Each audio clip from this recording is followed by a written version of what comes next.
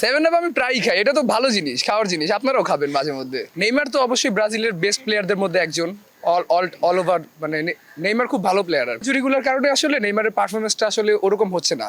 বিশেষ করে 2014 সালের যে ইনজুরিটা হয়েছিল, ওই ইনজুরিটার পরে থেকে আর কি নেইমারের পারফরমেন্সটা আগের মতো আর নাই। ওই অরিজিনাল যে নেইমার ছিল, যে মেসির সাথে কম্পিটিশন করতো, তাকে আমরা 14 সালে হারাই ফেলছি। এটা হচ্ছে একটা ফ্যাক্ট। এটা হচ্ছে আপনি বাংলাদেশের মানুষের পার্সপেক্টিভে যদি চিন্তা করেন, তাইলেও এটা টিকটকার লাগতে পারে। বাঙালি টিকটকাররা হচ্ছে আপনার এই কালারটা করে চুলে, কিন্তু অরিজিনালি ককেশিয়ানদের চুলের কালার কিন্তু এরকমই হয়, ব্লন্ড যে কালারটা। নেইমারের এটা অরিজিনাল কালার না, যদিও উনি করে, এটা ওনার স্টাইল, পছন্দ, প্রেফারেন্স।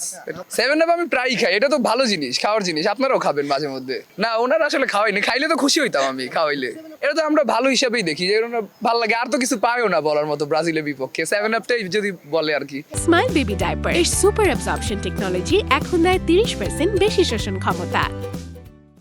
হ্যাঁ, খেতেও মজা, মিষ্টিও আছে।